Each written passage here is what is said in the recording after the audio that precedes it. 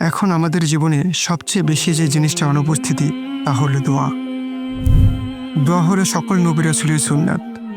দোয়া মানে আল্লাহর কাছে চাওয়া, হাত তুলে নিজের প্রয়োজন আল্লাহকে বলা, নীরবে নিভৃতে গুনগুন করে আল্লাহর কাছে নিজের সকল চাহিদা, আশা, আকাঙ্ক্ষা তুলে ধরা, জীবনের সকল মুহূর্তে আল্লাহর কাছে দোয়া করতে থাকা। এমনকি জীবন যখন অঢেল সুখে ভরে উঠবে, তাতে যখন থাকবে না কোনো দুঃখ দুর্দশা, হতাশা, গ্লানি, তখনও আল্লাহর কাছে দোয়া করতে হবে। বলতে হবে, ইয়া আল্লাহ, আমার এই সুখকে আপনি দীর্ঘায়িত করুন। এটাকে আমার জন্য পরীক্ষা বানাবেন না। নিশ্চয়ই আমি খুব দুর্বল এক বান্দা, আপনার পরীক্ষায় উত্তীর্ণ হওয়ার ক্ষমতা আমার নেই। দুনিয়ায় আমাদের অনেক কিছু দরকার, চলুন সেই দরকারগুলোর একটা তালিকা তৈরি করে ফেলি।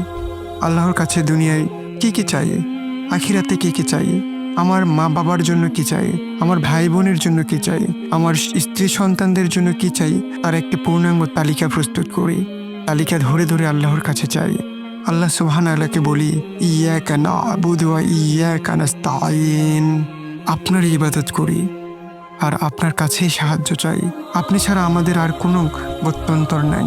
কেউ নেই যার কাছে কিছু চাওয়া যায়, কেউ নেই যে আমাদের কিছু দিতে পারে। তাই আপনার কাছে হাত পেতেছি মাবুদ। হে আমার মালিক, আপনি আমাদের চাওয়াগুলো পূরণ করে দিন। وأجتاز السماء جلالا فأزيد أسراب الغيوم جمالا وألون الدنيا بأجمل بسمة وأكون للخير العميم مثالا